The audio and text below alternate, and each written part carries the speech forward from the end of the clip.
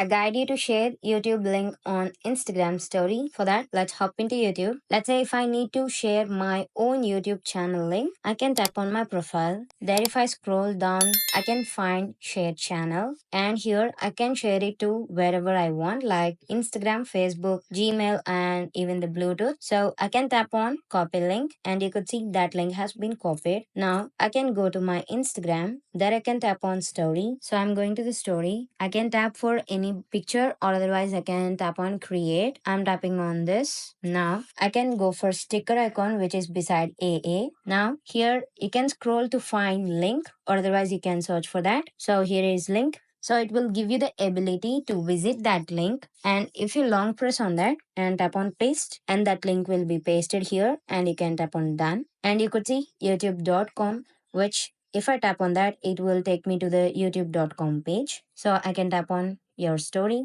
and now you can see that has been sharing to my Instagram story. This is how you could share your YouTube link on Instagram story. Thank you.